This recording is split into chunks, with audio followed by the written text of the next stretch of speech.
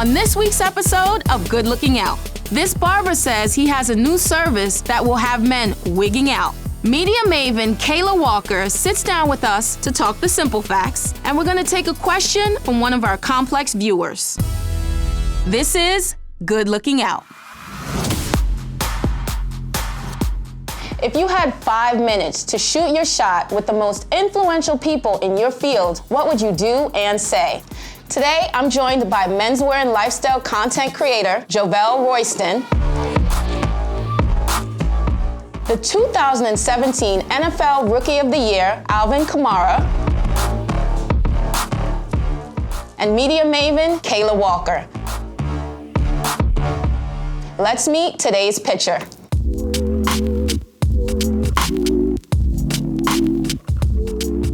My name is Travis Myers.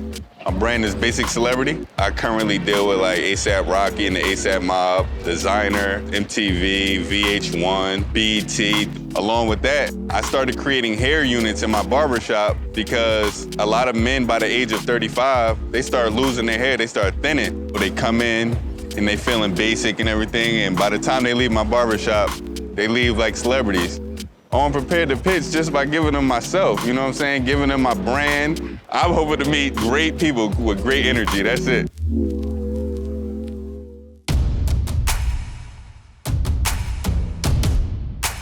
Yo, what's good? What's happening? What's up? Chilling, man. I'm a barber. My name is Travis Myers. I'm from Plainfield, New Jersey. I got a brand, Basic Celebrity. I basically got the name from dealing with my clients. You know, I have celebrity clients, and I also have, you know, just regular clients. They come into me and they're like basic. They feel regular, you know what I'm saying? When they leave, they like, I'm a celebrity. They ready for TV, whatever. I work on MTV's Wildin' Out. This is another job that I do. Getting to this picture right here. Oh, boy, you do the whole wig. Hey, Fast forward, keep going. the roof is gone. So, along with my brand, you know what I'm saying, like, for me to make people feel good and look good, I've noticed that a lot of people approaching the age of like 35 start losing their hair, you know what I mean, receding hairlines, balding, thinning, or whatever. So I took it upon myself to do a lot of research and just basically fulfill needs of people losing their hair too. I'm like, you can't just get a baldy nowadays. Some people just don't accept it, you know what I'm saying? So I started doing men hair units, and this is one of the situations that I got right here. So right here, his hair was thinning, so I just cleaned it off a little bit, so preparing him for his own personal unit. And this is him now. All right, now you changed his life. You know what I'm saying? So, Was his hair originally like that? that's just what he always wanted to be like. Okay. I don't You added inches too. Okay. I'm like a genie, like, you know what I'm saying? Rub my clippers and the different things. I can't tell you my technique. So a lot of backlash that I get from dealing with the man units is, it really comes from the opposite sex. It comes from women. Oh, I could be laying in the bed and his hair fall off, like, you know, but it's just another thing that builds our confidence as well as women too, you know? Men have problems facing their hair and their health and stuff like that just as well as any other individuals. In line with that, like how secure is it? Because you just joked about it like falling off. I have different ones. So I have units that go on and last a week. And I have some that last 2 to 4 months and 6 to 8 months. But I would be the one maintaining it. So you would come to me to maintain it, to shampoo you or wash the unit and recut your hair and stuff like that. You got like a whole technique. You got your technique patented, and you know. I don't have my technique patented because I'm always looking for better ways to do it. You know what I'm saying? And be quicker or be in tune with the latest things that's going on. So. Do you sleep in them, or like does he take it off every night? Yeah, you can sleep in them. You sleep in them. You can completely sleep in them. Shower. The most thing, you really can't get them wet. Okay. That's the thing. So that's why when it comes to maintaining it, I do that. But what about if they want to get it wet? Like say somebody happens to go to you and then they're going on vacation or something. How does that work? Well, I would definitely say wear like a cap or something, because the more and more it gets wet, the looser it becomes. Okay. And it could just come off. If you get that unit in, you feel like you're yourself again, and then, okay, well, I want to go swimming, and it's like, I can't really go swimming, so. Some of the units that I create, you can go swimming, but it's just gonna continue to loosen it. I don't want to hear the but. say you're working out and you're sweating, that's getting it wet to a certain extent. Say somebody goes to the sauna or steam room, they can't use it. Somebody So, yeah, somebody who's like very active. So is this not the product for them? It can be as long as you're willing to see me for the service of maintaining it. Are there different styles? Like, is it just that, like, you gotta you have... can do whatever Can I have a style. low top like yours, like waves and... Yes. Okay. You can have a brush cut, you can have a mohawk, you can have dreads. It's like endless. Okay. So actually, I'm gonna bring in my brother who's here with me, and I'm gonna just give you, I'm not gonna do the whole unit, but I'm gonna give you like a basis of what goes on with it. Okay. How you doing? Hi. Oh, yeah. You got to get the full unit. He's my customer, he's coming in, standing a little at top. So he wants a unit. Now, particularly I would make a unit specifically for him, do a like, analysis of his hair and see kind of where he wants to go with it or whatever. I didn't quite do that today, but I made a unit on the way here, and just for you guys, just to see the whole process. This is nothing about this matches him, so I'm just giving you what I did on the way Let him here. put this on you, huh? He looking like, yo. Yo, this is my brother. He, look, It's okay. this is my brother. He got Take him a, one for you the know what I team. mean? Take him one for the team. Okay, so I would make it on him like this. He look. It does not help that there's a mirror in front of him. So this unit, I would basically cut the cap along the lines of the unit and just start cutting the hair. You know what I'm saying? Like if you wanted a fade, pick it out and just cut it like a fade. And so how does that work? Because I can see the cap. I would cut the cap off at the Okay. root. So after, You see what I'm saying? it's glued on. So right now, the cap, I would have it glued to his head, like Yeah. it would already be on his head. Cut the cap and just cut it and blend it in with his hair.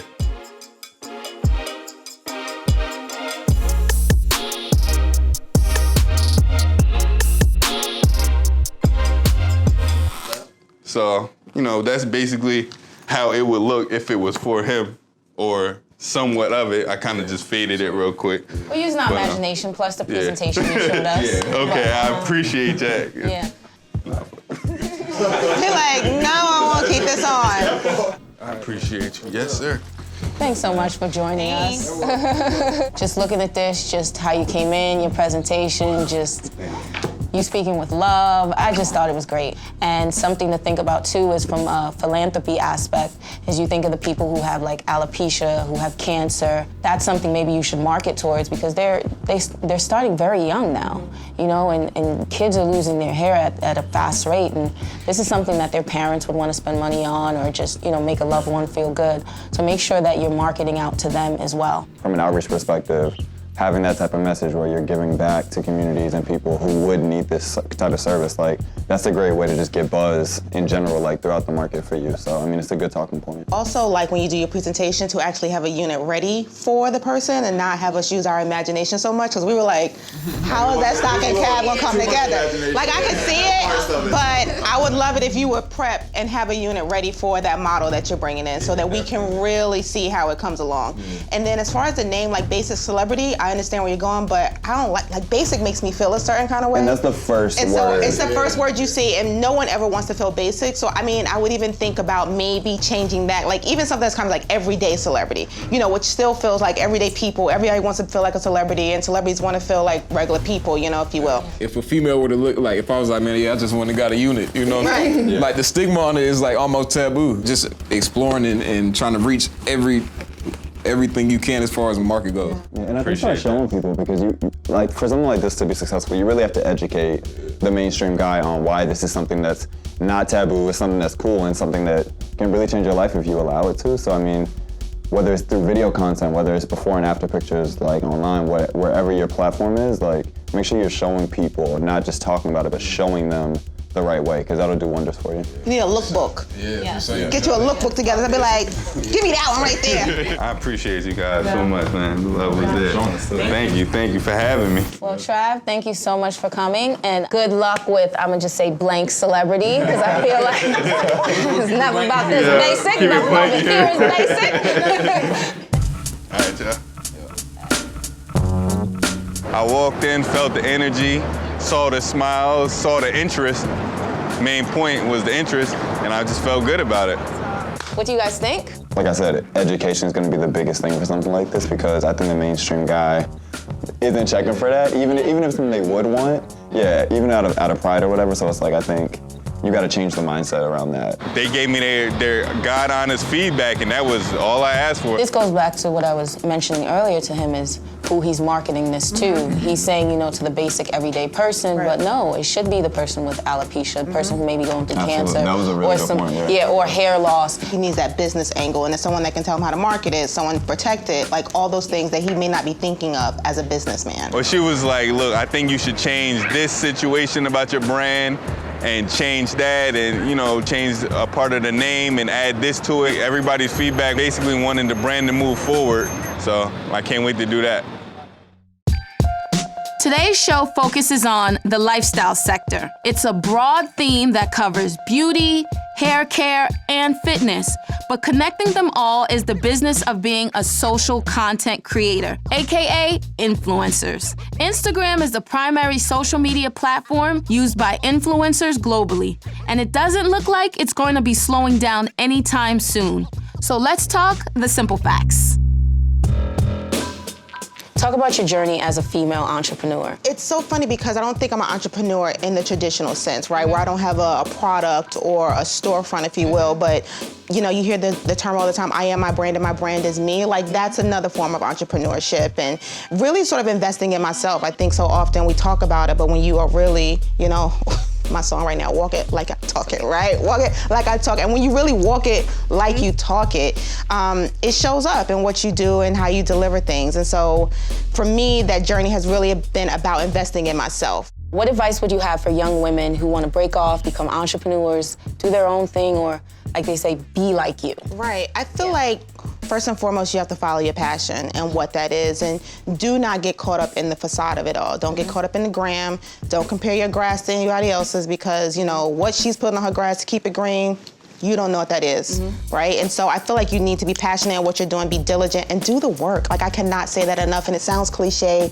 but do the work and invest in yourself and invest in that business, and you will see, in doing that work, just doing what you're supposed to do, your head is gonna rise and you'll be like, oh, whoa, how did I get here? Because you did the work. How do you strip down all the complicated stuff and just maintain and focus on your passion? Because we're in New York, it's that outside noise. Right, it's a lot. I mean, first and foremost, I probably, I always pray to God for discernment and to we can get caught up in the BS of it all, right? In the competition, and what I gotta know is what's for me is for me. And he's not gonna give my blessings to anybody else. Yes. So in knowing that and being confident of that, you can easily block out all the other stuff, because where you are is exactly where you're supposed to be, and God's gonna take care of me, so I'm good. Now let's take a question from one of our viewers. Hello, my name is Angel Neal. I am originally from Tampa, Florida. I currently reside in New York City. I am 28 years old, and my brand is, I created a fashion and beauty magazine named Disruption. Although that I am fortunate to live in New York City, the fashion capital of the world, I want to know, how do I successfully connect with key influencers who do not live in the same geographical area as I do? I know with this culture that we're in, a lot of people say social media is the way to connect people, but I want to have some type of professionalism when it comes to my brand. So should I be reaching out to their PR companies? Should I send emails? Just how can I engage and successfully connect? I think she's onto something in that you should email people. I hate when people slide through my DMs for professional matters, and so I think a lot of times people do that just because that's common with today's, just how we engage in general. But I feel like she should approach them professionally, email them, introduce yourself, say who you are, what you're working on, and then provide links, provide information so that I don't have to go back and forth with you, and that I have everything I need in one email. So she should make sure her website is up to date, she should make sure her social media is up to date, but engage with them in an authentic, sincere, professional way, and they're gonna be open to what she's talking about. People always forget to have the EPKs, the one sheets, the media decks, different things. So that's all included. So when you're talking about your brand, people don't have to be like, oh, let me close this, like you mentioned, and go over here and find out, like, no, everything's attached, XYZ, there you go. Make it easy for me to help you. Like, if I have to start going doing research, if I gotta start doing Google, then I'm already out, because my time is so limited that I can't stop what I'm doing to now go and help you with your business if you're not even helping me with that. So make sure that everything is in that email. Make sure all the key information is there. And I cannot stress enough, do not slide through people's DMs. I have that viewpoint where I was like, I don't respond to DMs, do not DM me. But now the great thing with Instagram is they don't allow people to see that you opened it. Like you can preview a DM. I love that. I love that too. I do preview certain DMs, from people, and a lot of it is work oriented where people just sometimes they go the informal route. I've got a lot of business in my DMs. Right. So, do you really? Yeah. They'll be like, hey, I work at so-and-so. It'll be, usually it's large major corporations. I work at so-and-so. Is there a way I can contact you for things? I'm like, even though I have the email, the contact. That's always what I do too. If I do get a DM, I'm like, emails in bio, please send information there. And I hope she's taking into account like all the new cons that are coming up. There is BeautyCon, and there are people who are going to be coming in from outside of the tri-state area. Yeah. Absolutely, being in the know, being on the scene in places that really have an effect on your business and what you're trying to grow. Like being in those locations is definitely going to help her be in touch with people that are in a different geographical area than herself. Yeah. So good luck to you, Angel. Hopefully we were able to give you some sound advice.